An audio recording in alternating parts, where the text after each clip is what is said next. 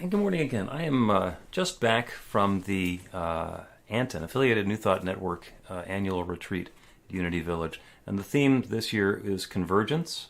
And that was that's the logo for the convergence theme. It's love, learn, decide, and do.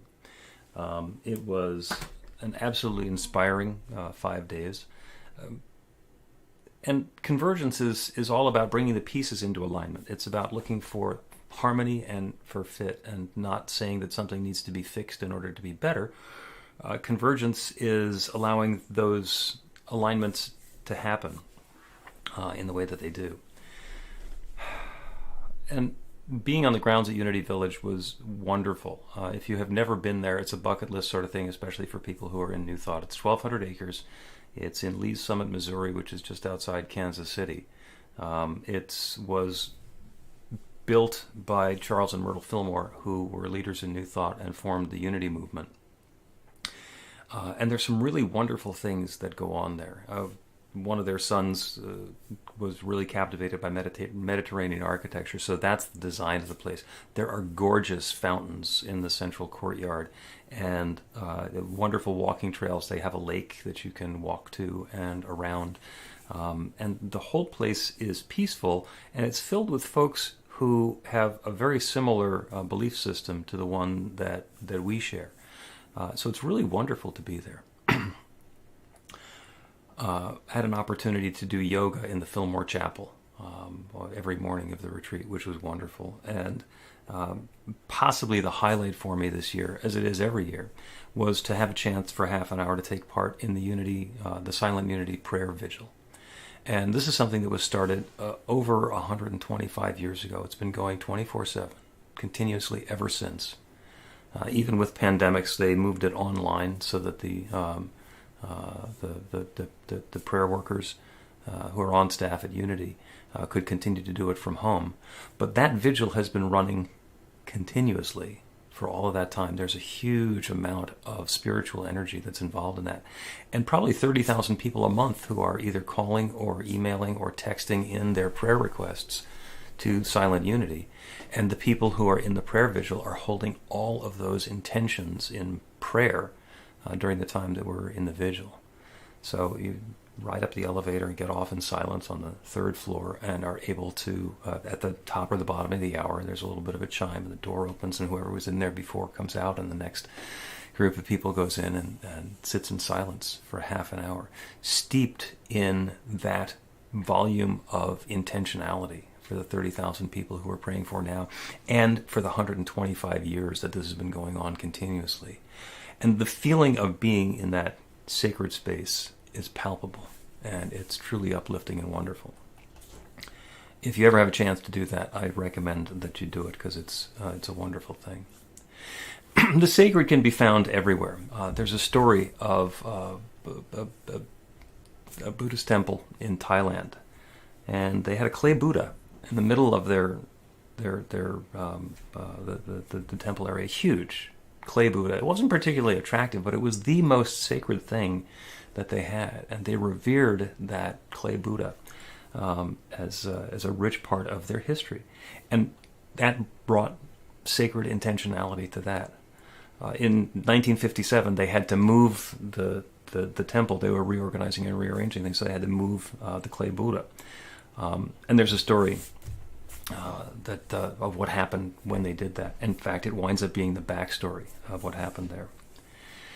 And a lot of that was coming up at the retreat this week. We had a couple of wonderful keynote speakers. Milagros Phillips, who is, her nickname is the Race Healer. She started wanting 35 years ago to be teaching people about spirituality.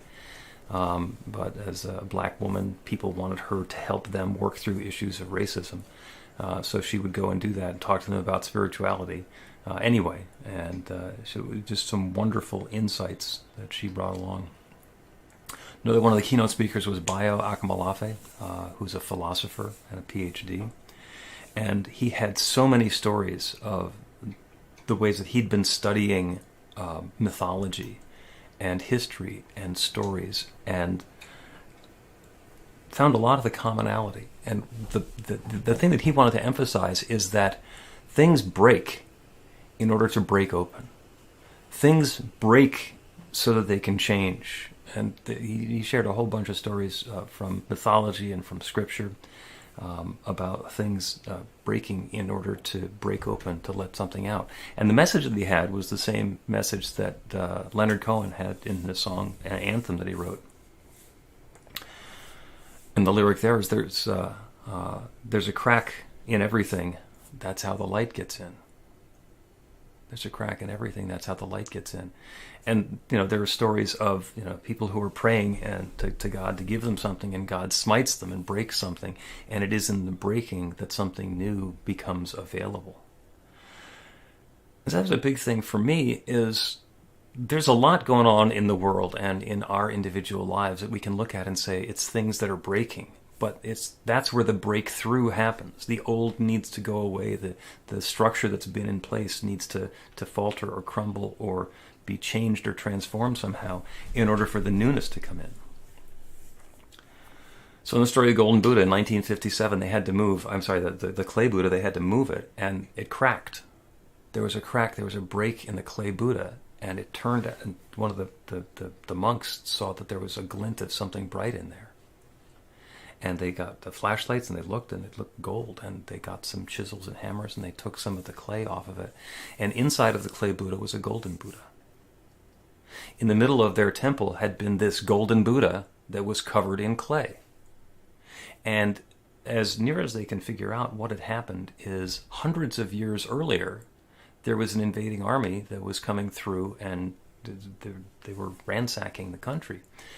And so the Buddhist monks covered their golden Buddha in clay to protect it and to hide it. And it worked. Apparently all of the monks there died in the invasion that happened anyway, so the story of what happened got lost. And they were left with this clay Buddha that they worshipped and honored as the sacred thing that it was because of what it meant to them spiritually. And hidden inside of that, all of those years, all of those centuries, was the golden Buddha. And that sort of thing is going on all the time.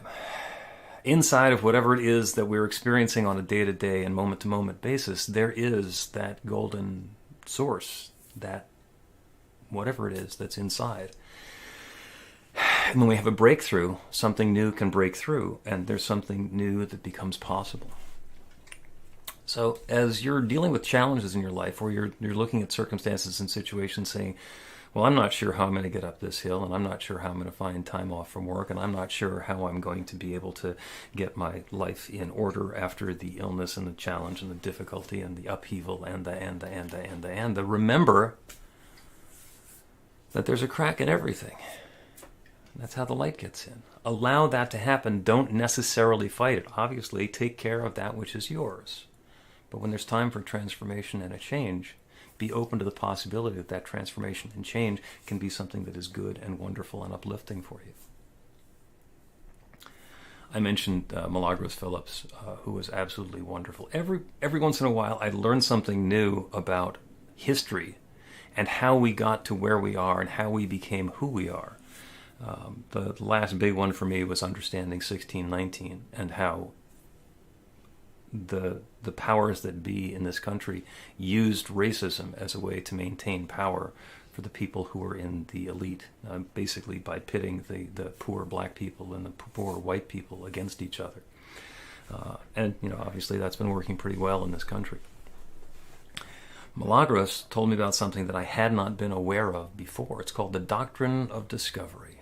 Well, that sounds like a good idea. The Doctrine of Discovery. It seems like the sort of thing that everybody would be in favor of.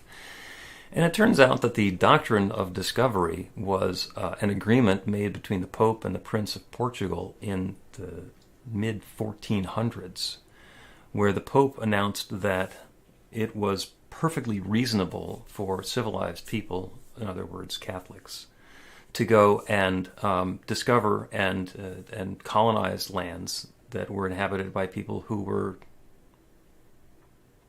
not Catholic. And that made it okay to go and take over the west coast of Africa. It later made it okay to go and take over the islands in the Caribbean, all of South America, Brazil, the United States, etc., etc., etc. And the Doctrine of Discovery was refined a few times over the years. And obviously there was an awful lot of colonizing that went on and a lot of other repercussions that have come about from the colonizing. But the thing that is the most astounding is because that was so important to the way that the colonizing was happening, that got baked into the laws of a lot of the countries that were colonized. And it's still cited in Supreme Court cases in the United States. I mean, in the 2000s, it's still being cited. And it was astounding to me that that's still going on. It was not surprising. I didn't know that it existed in the first place. But as we know, when we have a belief, when there's something that's operative in our consciousness, it stays operative until we go in and change it. All of those beliefs, all of those things that we learned as when we were children, remain operative, like computer programs that are put into a program, they start running, and they're going to continue running until we shut them down, until we change the program, until we reboot into something new and something different. So when we say, your new life begins with a new thought, got to get rid of the old thought. And if the old thought is something that sounds as inspiring and as uplifting as the Doctrine of Discovery, and in fact has caused as much pain and discomfort and suffering and inequality as it has in the world, then it's time for something new. It turns out there are groups of people all over the world who are continually asking the Pope to rescind the Doctrine of Discovery. Really? Oh my gosh. It's still in operation. He's still being asked to do it, and he hasn't done it. He went to Canada and apologized for basically the treatment of the natives, of the Indians in Canada, and being put into the educational schools and being taken away from their culture, etc., etc., etc. But he stopped short of rescinding the Doctrine of Discovery. So I now have a new passion. I think it would be a good idea to rescind the Doctrine of Discovery and to take that and allow it to be part of our past, but not have it be something that's active in our present, so it's no longer controlling what's happening in our future. And there are huge implications that it has about how that's operating in our legal system and in our lives, etc., etc. You can Google it. It's right there. I didn't take anything that anybody said at this retreat at face value. So I went and did a little researching myself. And there's a lot of information that we can find about those sorts of things. And that made a huge impact on me, because I, in my life, am a huge fan of the level playing field. I love being able to excel at whatever it is that I'm doing. I love to be able to take my gifts and share them in a way that's going to bring uplift and value into the world around me. And I want everybody to be able to do that. I don't want anybody to be starting off at a lower place with a bigger challenge, with more difficulties, with stuff that they have to overcome just so they can get to the same starting point. I'm a huge fan of a level playing field. And I learned it from my mom. She was a huge fan of the level playing field as well. And as I learn more and more about how unlevel the playing field is, and how rigged the system is in favor of some people as opposed to other people, and along the way, I realized that it's rigged in favor of people who look like me. The more I get into that, the more passionate I become about, let's find the cracks and let the light to come in. Let's see what the golden Buddha is that's hidden inside of the clay. Let's find out what the gifts are that are inside of that. And instead of doing the things that we've always done to get the incremental results that we've always gotten, let's see what happens with a new paradigm. Let's see what happens with something brand new and different. The other keynote was Dr. James Mellon, who is the leader of the Global Truth Center. Actually, he's the leader of a couple of different. He's got two churches out in California. One's in Hollywood, Westlake Village, and he's got another one in Palm Desert that he's just taken the reins of. And he got thrown out of the Centers for Spiritual Living, or excused himself from the Centers for Spiritual Living, which is the big religious science organization, one of the New Thought groups, because he started saying as part of his teaching, I am God. Some people say, that's a little much. And so that's part of what his lesson is I am God. And he doesn't say that from a place of arrogance or superiority. He takes it back to principle. And when we start our practical prayer, we claim there is one creative power that creates everything, that individualizes itself as all of its creation. Everything is that divine power and presence taking its own specific form. That everything includes me and each of us. So in that sense, what we kind of think of is, well, I'm a little bit of God.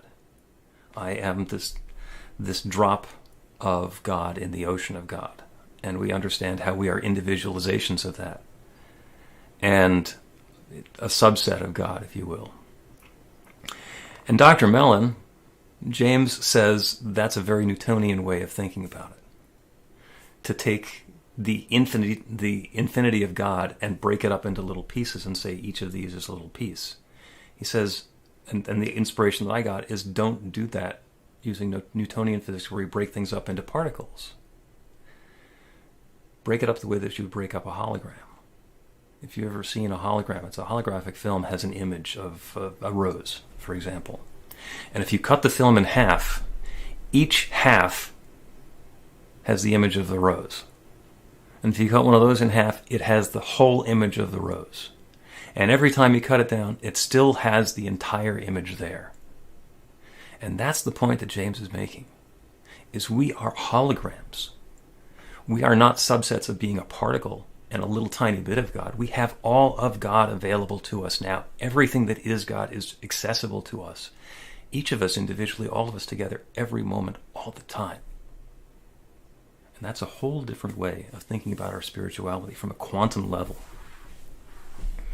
So what's it going to take for you to, with a straight face and without feeling any qualms, say, I am God? To understand that superset of everything that's available everywhere is available to you now. Jesus seems to be rocking it. Jesus seems to have it right there.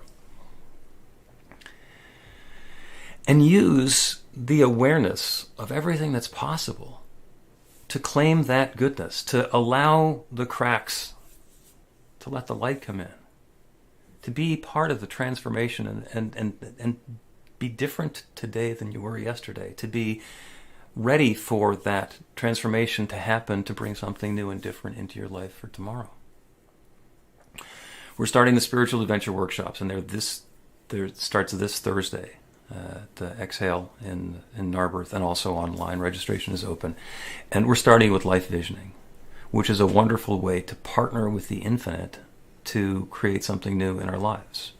Because we don't have to sit here and figure out what's next for us. And we don't just have to surrender everything and allow ourselves to be whipsawed around by the infinite and, some sort of a cosmic roller coaster. We get to partner with the infinite and dive into the questions. What is God's highest idea of my life now? What is next for me? What's the gold that's hidden inside? What's beneath the cracks? What does it look like when I let the me that has been up until now break apart a little bit and allow something different to come into life? So I very much encourage you to take part in that workshop, and all the spiritual adventure workshops are going to be wonderful. That's the one that we're going to be starting with this week. And it's a wonderful way to allow that transformation, that transition, that growth to happen.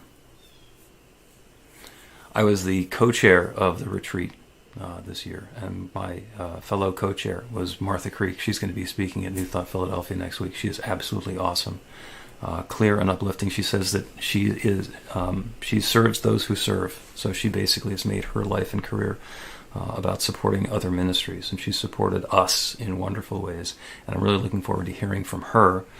We're doing it again for next year. She and I are going to be co-chairs of the 2023 retreat at Unity Village, which is Emergence, Spirit in Bloom. And it's open to everybody. It's not just ministers who get to go to this. It is ministers, it is lay people, it is practitioners, it is folks who have always had on their bucket list that they want to go to Unity Village. And you're invited. It's October 2nd through the 6th next year. Registration open at anton.org, antn.org. And just put it on the back of your mind of something that you could possibly do, as maybe there's a bit of transformation available for you. Maybe you can imagine yourself sitting in the Unity Prayer Vigil and holding consciousness and doing prayers in that long lineage of people who've been doing it for 125, 130 years. Because what's happening next year isn't the same thing that's been happening this year or last year. What's happening now is something new. Maybe there's gold underneath your clay Buddha. Maybe there is some light that's looking to shine through as you. Maybe there's something different that's coming about. Invite it, support it, nurture it, foster it, encourage it along, feed it. Allow that divine power and presence that's the truth of who and what you are to shine even more brightly. Because you are a gift. You deserve to experience that gift and that uplift right now and at every moment. Let your day be a blessing. So it is.